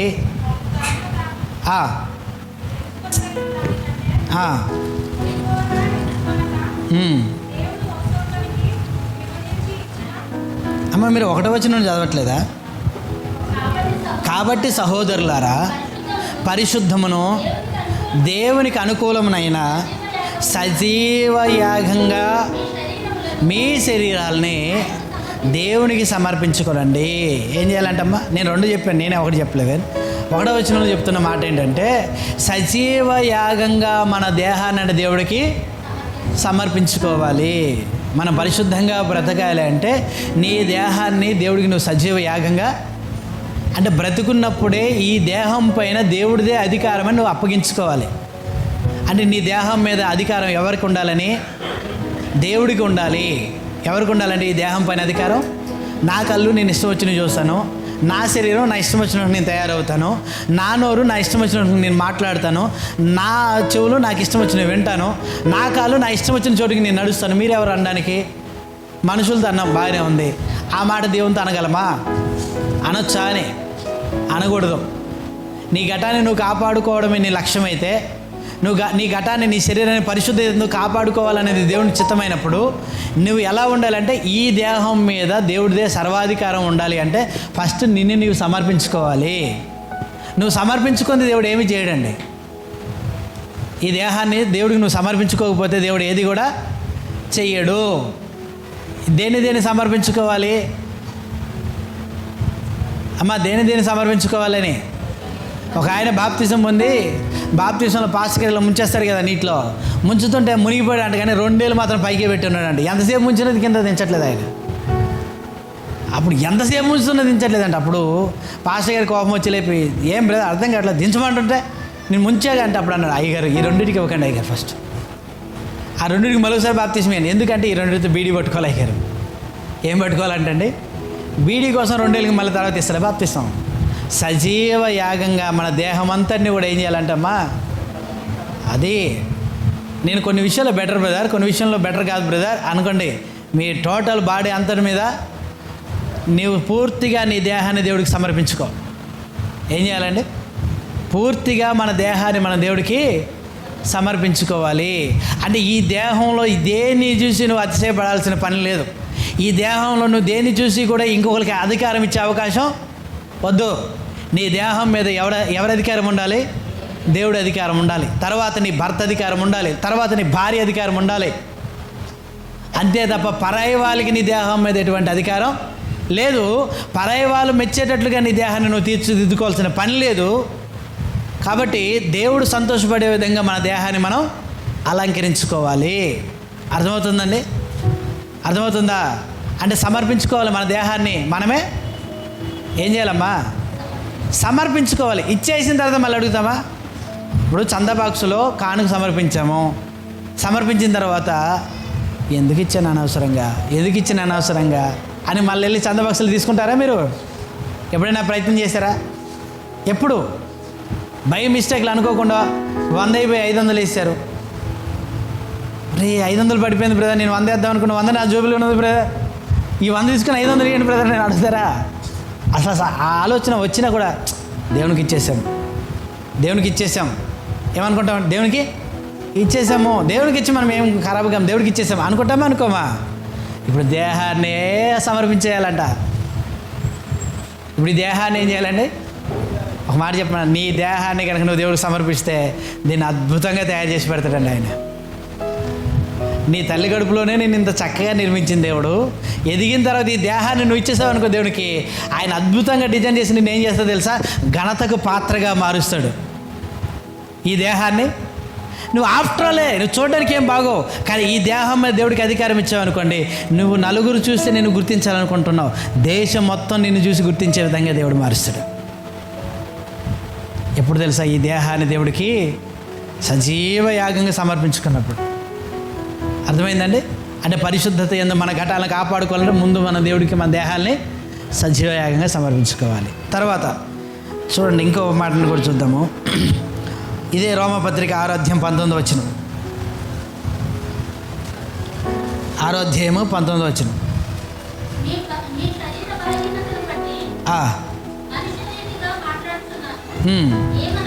ఏంటంటే అక్రమం చేయడానికి, అపవిత్రం ఉండడానికి, అపవిత్రతకు అక్రమములకు మీ అవయవాలను దాసులుగా ఎలాగూ అప్పగించుదురో అలాగే పరిశుద్ధత కలుగుటకై ఇప్పుడు మీ అవయవాలను చూసారా? అక్కడ అంటున్నాడు పౌలు గారు, నేను మీ శరీర బలహీనతను బట్టి మనుషు రీతిగా మాట్లాడుతున్నాను. ఏంటంటే అక్రమం చేయడానికి, అపవిత్రతకు మీ యొక్క అవయవాలను మీరు దాసులుగా ఎలాగ అప్పగించుకున్నారో, అంటే క్రమం లేకుండా బ్రతకడానికి, అపవిత్రంగా బ్రతకడానికి మిమ్మల్ని మీరే దాసులుగా అప్పగించుకున్నారు. అంటే బానిసలుగా అప్పగించుకున్నారు. దాసుడు అంటే యజమాని చెప్పినట్లుగా చేసేవాడు, తన ఇష్టానికి ఏమాత్రం కూడా అక్కడ తావుండదు. దాసుడికి నాకు ఆకలేస్తుంది, లేకపోతే నాకు బిర్యానీ తినాలనిపిస్తుంది, ఇప్పుడు బిర్యానీ వండుకోవాలి, ఇలాంటివి ఏమి ఉండవు.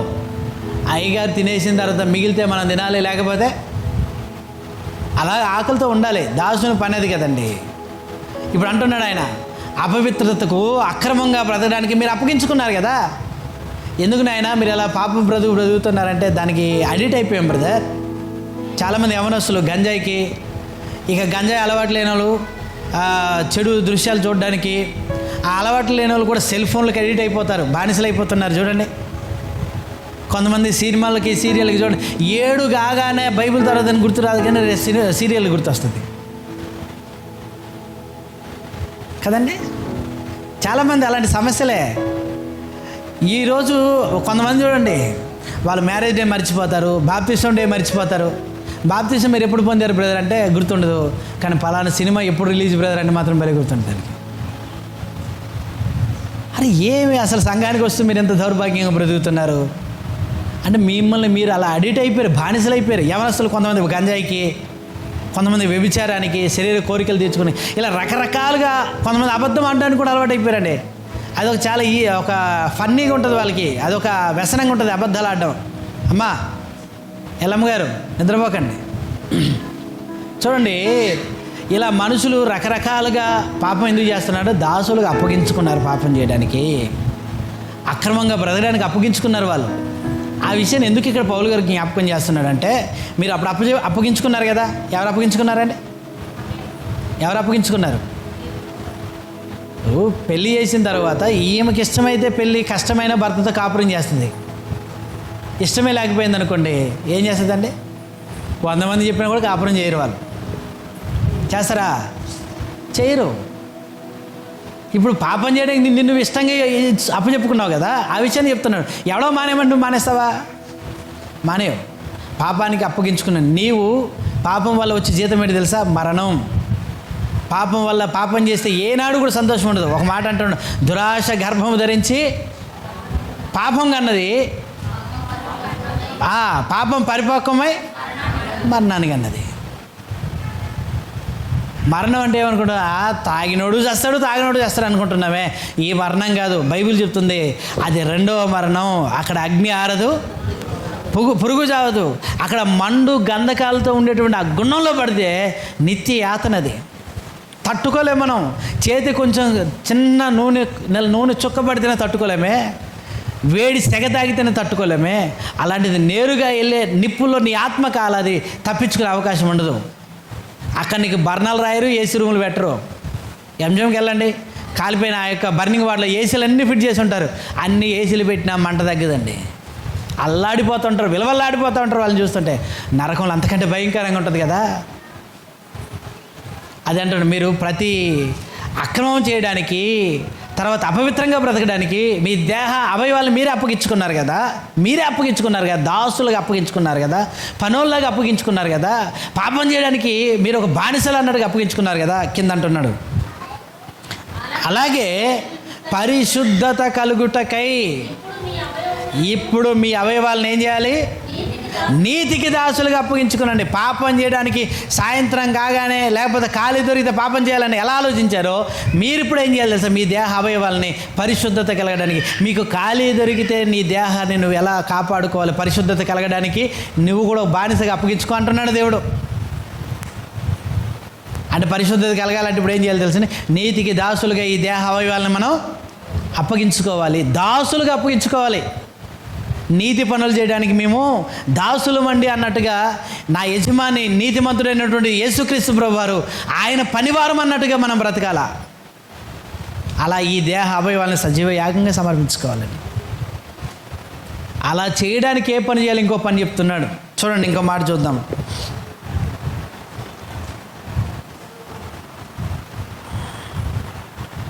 తిమోతి గారు రాసినటువంటి పత్రిక 2వ అధ్యాయం 2వ పత్రిక 22వ వచనం చదువుదామండి. తిమోతి గారికి రాసినటువంటి పత్రిక 2వ పత్రిక 2వ అధ్యాయము 22వ వచనం. నీవు యవనేచ్ఛల నుండి పారిపోమ్మో, పవిత్ర హృదయులై. నీవు యవనేచ్ఛల నుండి పారిపో, పవిత్ర హృదయులై ప్రభువుకి ప్రార్థన చేయు వారితో కూడా నీతిని, విశ్వాసాన్ని, ప్రేమను, సమాధానమును వెంటాడు. దైవజనుడు అండి తిమోతి గారు సంఘ విశ్వాసి కాదు, ఆయన సేవకుడు, సంఘానికి పరిచారకుడు. ఆయన యవనస్తుడు, అవ్వ అమ్మ ఇద్దరు నేర్పితే భక్తి మార్గాన్ని నేర్చుకున్న బిడ్డ ఆయన. దేవుడు అంటే చాలా ఇష్ట కలిగినటువంటి బిడ్డ తిమోతి. పౌలు గారు అన్ని దెబ్బలు తింటుంటే పౌలు గారి యొక్క భక్తి జీవితాన్ని చూసి పౌలు గారిని వెంబడించాడు. ఎందుకు వెంబడించాడు అంటే పౌలు గారి దగ్గర ఆస్తుంది తినేద్దాము, లేకపోతే పౌలు గారి పేరు ఉంది నాకు వెనక వస్తుంది పబ్లిసిటీ, దీనికోసం కాదు. పౌలు లాంటి వెంబడి నేను వెళ్తే పరలోకం వెళ్తాను. అర్థమైందండి? మనం ఎవరైనా వెంబడి వెళ్తున్నామంటే ఓహో వీళ్ళు చూపించే మార్గం వాక్యానుసరమైంది నరేష్ బ్రదర్ అని అనుకొని ఈ మార్గంలో ఈ వ్యక్తితో కనుక మనం కలిసి జీవిస్తే భక్తి మార్గంలో ఉంటాము. ఒకవేళ నేను పడిపోయే పరిస్థితుల్లో నన్ను గద్దించైనా తీసుకొస్తాడు, బుద్ధి చెప్పైనా నన్ను హెచ్చరించైనా భక్తి మార్గంలో నిలబెడతాడు ఈ వ్యక్తి అని ఎంచుకొని మనం వెంబడించాలి. ఇప్పుడు తిమోతి చేసిన పని అదే పౌలుని ఎంచుకున్న విషయం. అలా ఎంచుకుని పౌలు గారిని వెంబడిస్తున్నాడు. అలాంటి ఆయన తీసుకొచ్చి ఈయన ఈ సంఘానికి కాపరిగా ఉంటే మంచిదని తీసుకొచ్చి పౌలు గారు ఆ సంఘానికి కాపరిగా పెట్టాడు. పెట్టిన తర్వాత ఇప్పుడు తిమోతికి ఉత్తరం రాస్తూ పంపిస్తున్నాడు. నువ్వు యవనస్తుడు కదయ్యా, యవనేచ్ఛల నుండి పారిపో. నువ్వు పాస్టర్ అయినా కూడా నీ లోపల ఏముంటాయి? యవన కోరికలు ఉంటాయి. ఆ యవన కోరికల నుండి ఏం కావాలి? నువ్వు పారిపో అని చెప్పాడు. అంతే. పారిపోవడం అంటే అసలు అవి నిన్ను వెంబడిస్తున్నాయి అన్న భయంతో వెళ్ళిపోవాలి. అంత ఇంత దూరం కాదు. యోసేపు పారిపోలేదా? యోసేపును ప్రతిరోజు శోధిస్తుంది ఆమె పోతిఫర్ భార్య. ఒకరోజు పనులందరినీ బయటపెట్టేసి ఆమె లోపలుండి ఆమె ఇతని బలవంతం చేయబోతే ఆ పై బట్ట కూడా వదిలిపెట్టి పారిపోయాడు ఆయన. పాపం చేసే అవకాశం వస్తే పాపం చేయకుండా పారిపోయాడు ఆయన. ఎంత దూరంగా పారిపోయాడు, ఎంత దూరంగా పారిపోయాడు అంటే ఆ మనస్సులో కూడా ఆలోచనలు. ఇప్పుడు అంటున్నాడు నువ్వు యవనేచ్ఛల నుండి పారిపోయి ఏం చేయాలి? పవిత్ర హృదయులై ప్రభువుకు ప్రార్థన చేసే వారితో కూడా ఏం చేయాలంటే, ఎవరైతే సంఘంలో మనకి ప్రార్థన చేసే వాళ్ళు ఉంటారు, మీరు పరిశుద్ధత యందు మీ దేహాలను కాపాడుకోవడమే దేవుని చిత్తం.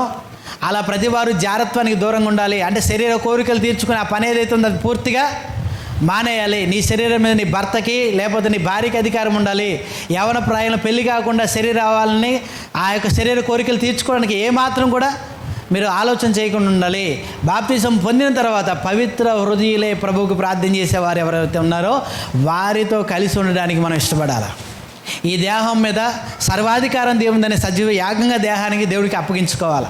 నీతికి దాసులం అని చెప్పి అవయవాలని నీతి పనుల కోసం అప్పగించుకోవాలి.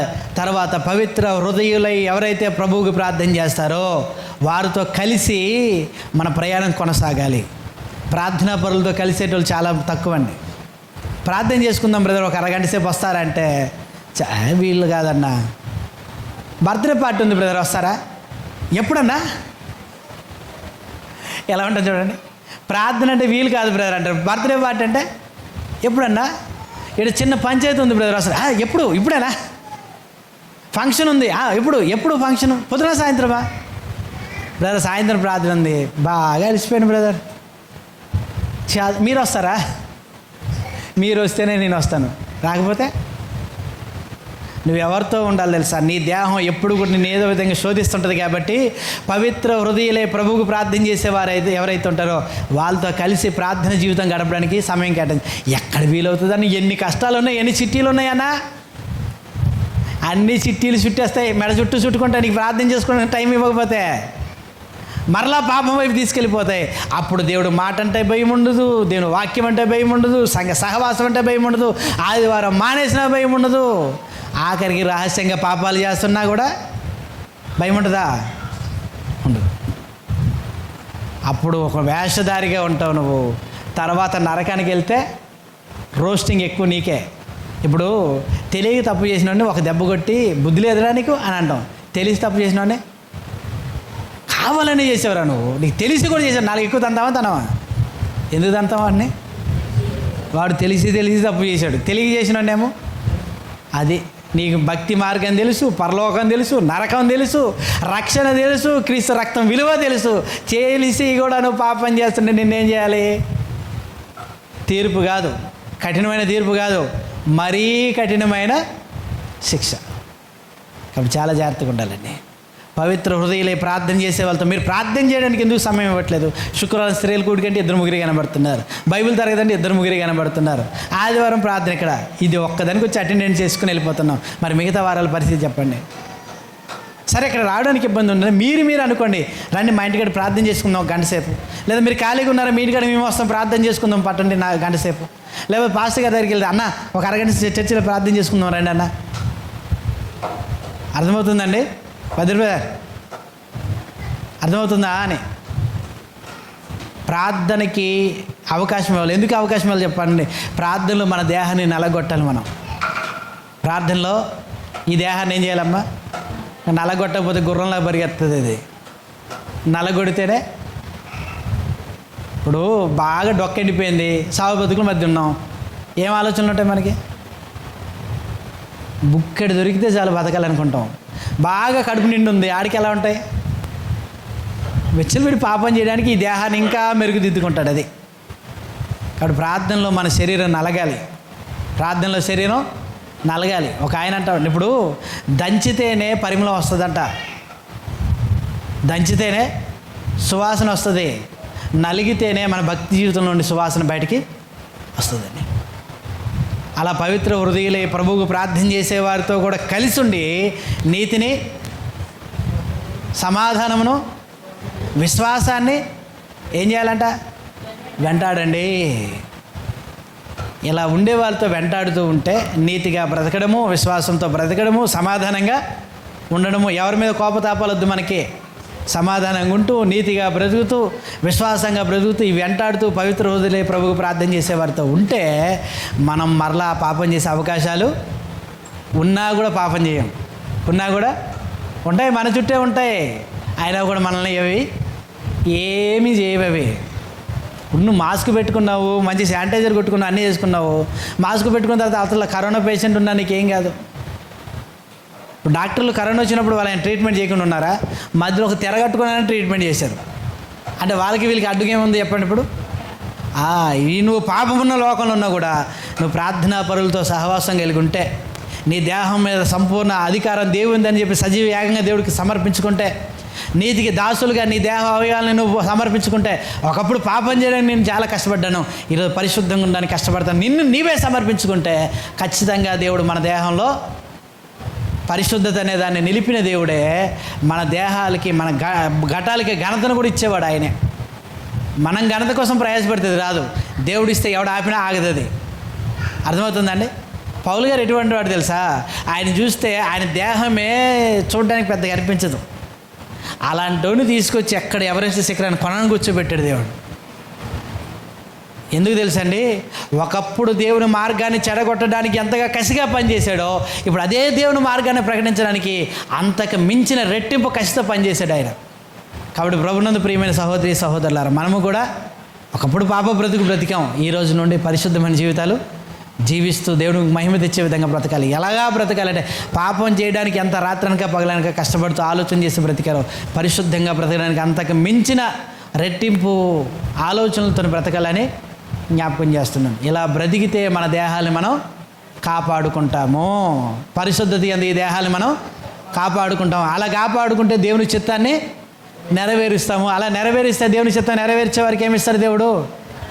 పరలోకం వస్తుంది. మన జీవిత లక్ష్యమే పరలోకం పోవడానికి. దాని కొరకు మనకి ఇచ్చిన ఆయుష్కాలాన్ని ఖర్చు పెడదాం. దేవుడి మాటల వాక్యం మన అందరి హృదయంలో ఫలింపచేయును గాక. ఆమె ప్రార్థన చేసుకుందామండి.